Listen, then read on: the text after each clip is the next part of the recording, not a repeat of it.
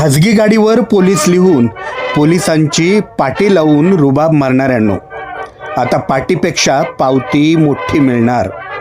साहेब जरा जपून, राज्यभर कारवाईचे आदेश.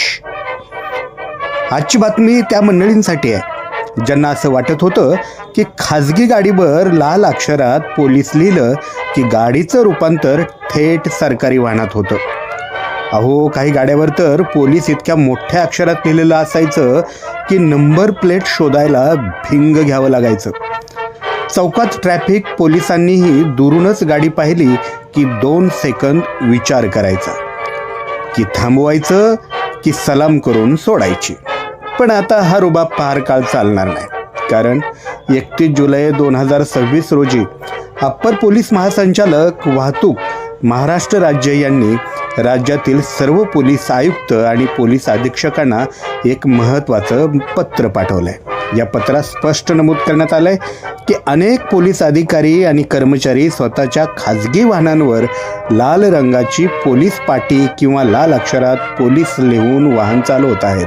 आणि गंमत म्हणजे या प्रकरणाची सुरुवात एखाद्या चित्रपटातून नाही, तर एका नागरिकांच्या तक्रारीतून झाली आहे.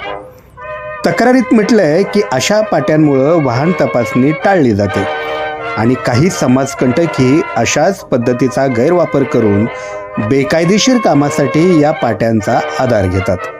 म्हणजे खरा पोलीस वेगळा आणि पाटीवरचा पोलीस वेगळा, अशी परिस्थिती निर्माण झाली होती. पत्रात पुढे स्पष्ट सूचना देण्यात आलेल्या आहेत की अशा वाहनांवर महाराष्ट्र मोटार वाहन नियम 1989 मधील नियम 134(6) आणि मोटार वाहन कायदा 1988च्या कलम 177 अंतर्गत कारवाई करण्यात यावी. आता कल्पना करा, कालपर्यंत काही जणांना वाटायचं गाडीवर पोलीस लिहिलं की सिग्नल आपोआप हिरवा होतो. आता मात्र गाडीवर पोलीस लिहिलं तर पावतीचा रंग मात्र नक्कीच गुलाबी होईल. काही गाड्यांवर पुढं पोलीस, मागं पोलीस, दोन्ही बाजूला पोलीस, फक्त छतावर सायरन आणि मागं एस्कॉर्ट गाडीचीच कमी होती. आता कदाचित त्या पाट्या उतरवताना काही जण म्हणतील, इतक्या प्रेमानं पाटी लावली होती, आता स्वतःच काढावी लागते.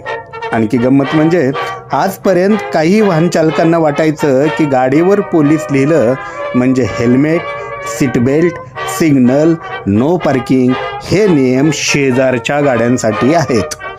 पण वाहतूक विभागानं आता स्पष्ट संदेश दिलाय, रुबाब वेगळा आणि नियम वेगळे, दोन्ही एकत्र चालणार नाहीत. यामध्ये एक महत्त्वाची गोष्ट ही लक्षात घेण्यासारखी आहे, हा आदेश केवळ सर्वसामान्य नागरिकांसाठी नाही.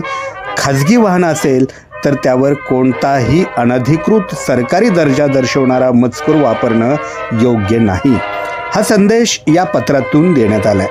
म्हणून उद्या चौकात पोलिसांनी गाडी थांबवली तर साहेब गाडीवर पोलीस लिहिलंय हे कारण चालणार नाही, कारण आता उत्तर तयार असेल. हो, म्हणून तर थांबवलंय.